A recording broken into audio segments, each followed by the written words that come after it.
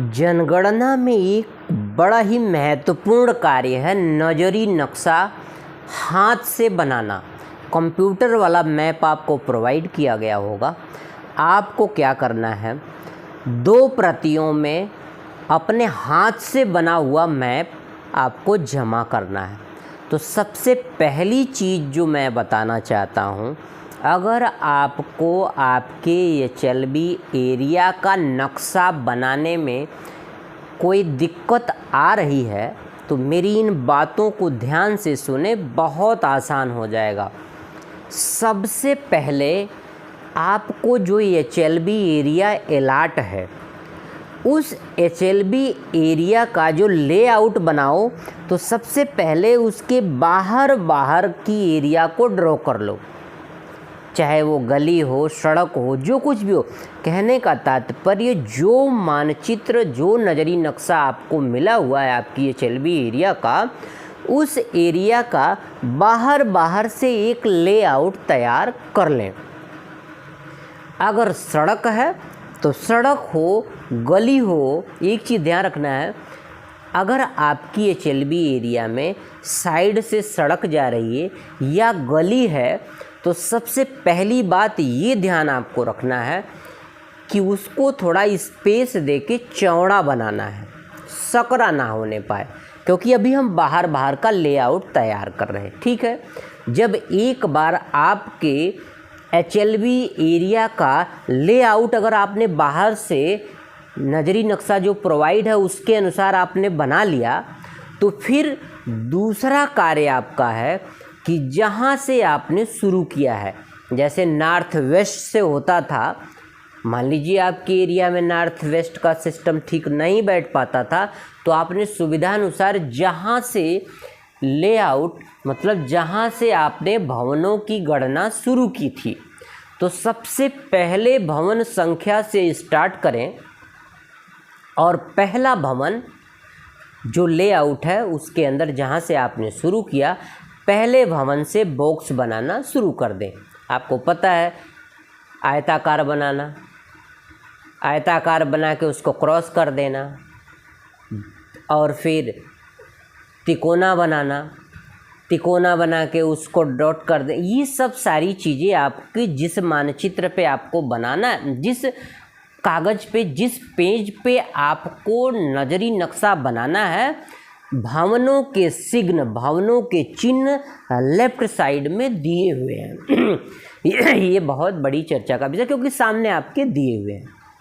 मंदिर का कैसे है, जन्नी मस्जिद का कैसे है, सारी चीज़ें उसमें आपके प्रिंट हैं आपके सामने। उसी पेज पर आपको नज़री नक्शा बनाना है।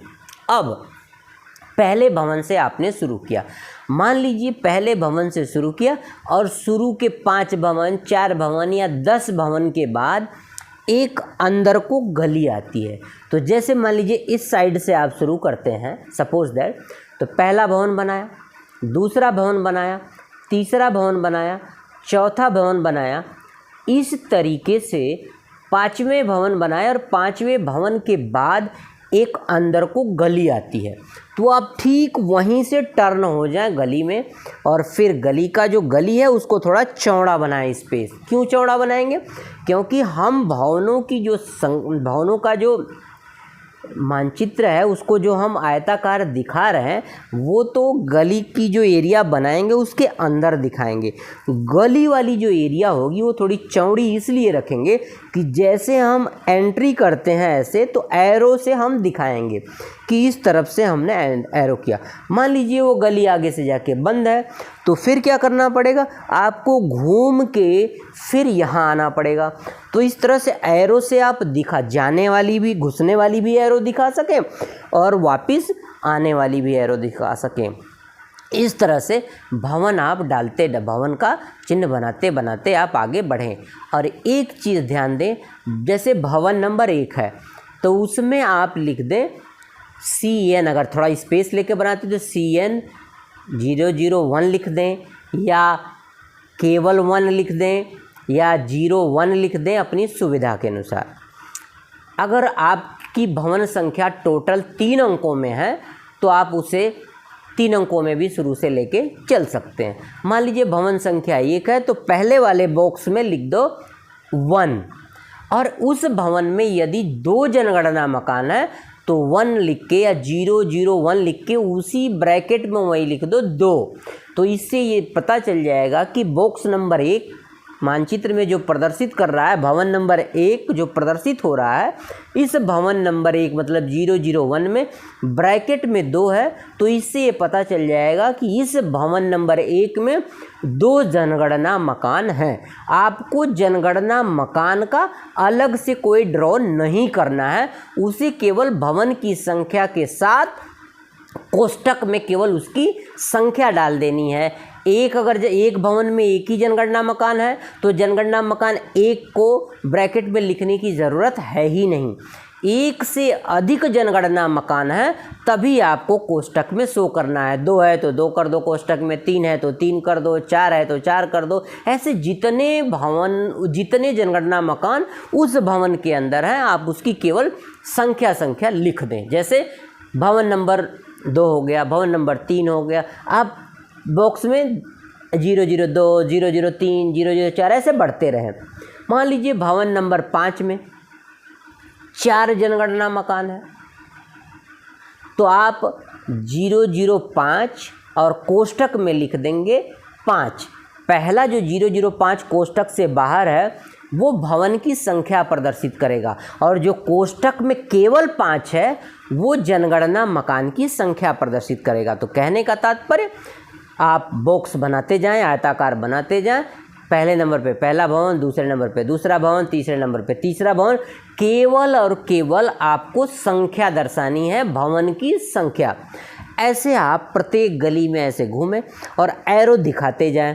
फिर ऐसे करते करते सभी जितने भी आपके जनगणना भवन उस HLB एरिया में है, जिस तरीके से हैं, गली से हैं, रास्ते से हैं, वैसे बनाते बनाते आप क्या करें, पुनः जहाँ पे पहला मकान शुरू किया था, भवन संख्या पहला, जहाँ से पहला भवन आपने स्टार्ट किया था उससे ठीक पहले का जो भवन होगा वो एक तरह से आपका आखिरी भवन हो जाएगा।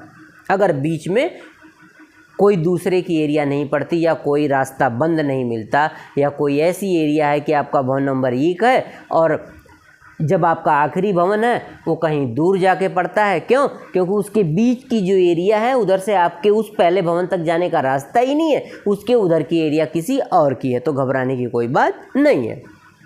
इस तरीके से आपने HLB ऐप पर जितने भवनों का डाटा सिंक किया है, सपोज दैट आपने HLB ऐप में 105 भवन का डाटा सिंक किया है जो आपकी उस HLB में एक्चुअल भवनों की संख्या है। तो आपको भी जिस हिसाब से आपकी HLB जा रही, सीधा जा रही, गोल जा रही, गली जा रही है, ऐसे घूम घूम के हर को लेते हुए, जैसे एक बार जिस गली में एंट्री करेंगे तो उस साइड का सारा मकान लेने के बाद ही ऐसे आएंगे, फिर ऐसे चलेंगे जैसे इसमें। तो आप आखिरी भवन तक संख्या खोल देंगे। एक भवन नंबर 1 में आपने खोला 001, स्पेस कम है तो 1 भी खोल सकते हैं, कोई दिक्कत नहीं। अगर स्पेस थोड़ा बॉक्स बढ़ा ले, इसीलिए मैंने पहले कहा था गलियों का, सड़कों का और स्पेस रखें इतना कि उसमें दिखे, आपको जाने की भी एरो दिखे और वापस आने की भी एरो दिखे, ऐसे मार्क कर सके।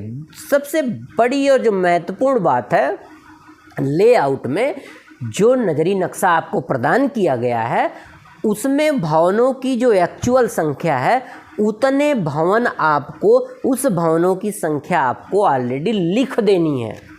चाहे भवन यहाँ शुरू किया, अंदर से ऐसे ऐसे, फिर ये गली आई खुली, कैसे चल के आखिरी भवन तक, भवन नंबर 001 से भवन नंबर 110 तक आपको भ न लिखो, केवल CN भी स्पेस है नहीं लिखो, केवल पहले बॉक्स में 001 लिख दो, दूसरे में 002 लिख दो, या केवल 01 लिख दो, 02 लिख दो। ये तो भवन की संख्या हो गई। जनगणना मकान की संख्या उसी के ब्रैकेट में लिख दें।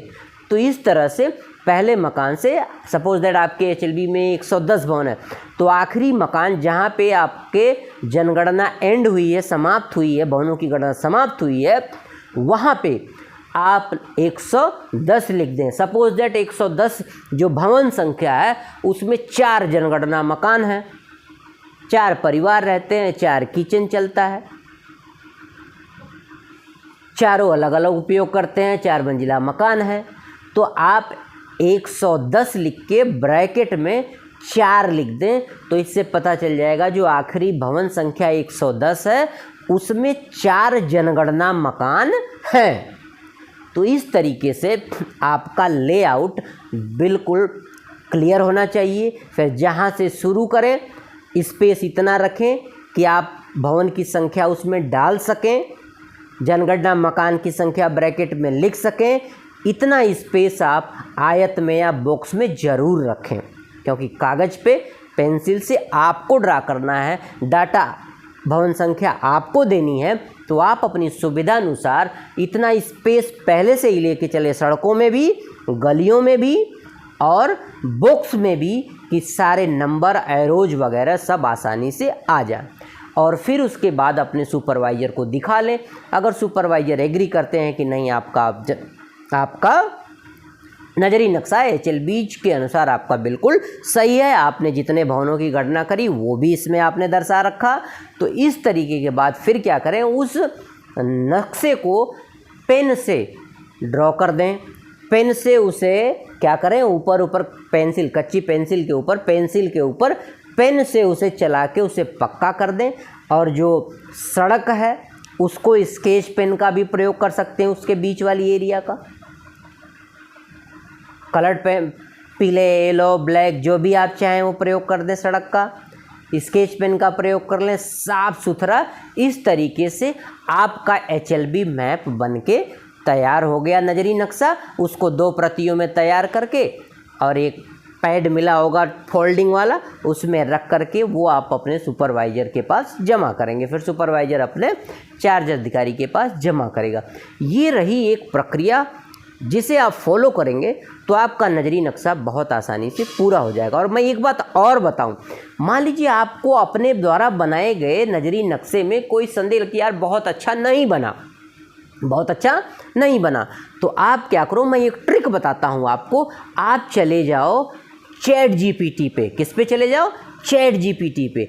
ChatGPT पे उस नजरी नक्शे को प्रॉम्प्ट कर दो, फिर देखना वो उसको जैसे ही आप उस पर अपलोड करोगे, ChatGPT प्रॉम्प्ट करोगे, कुछ देर बाद वही आपके द्वारा सेम बनाया हुआ नजरी नक्शा ChatGPT के द्वारा बड़ा सुंदर मैप आपको शो होगा। और आप चाहें तो उस नजरी नक्शे का भी प्रयोग कर सकते हैं। तो इसलिए आज के वीडियो में इतना ही। कोई समस्या हो कमेंट में बताएं, हम उसके समाधान के लिए फिर नई वीडियो लेके आएंगे। तो आज के लिए जो ये इम्पोर्टेंट वीडियो था नजरी और नक्शे के लिए था।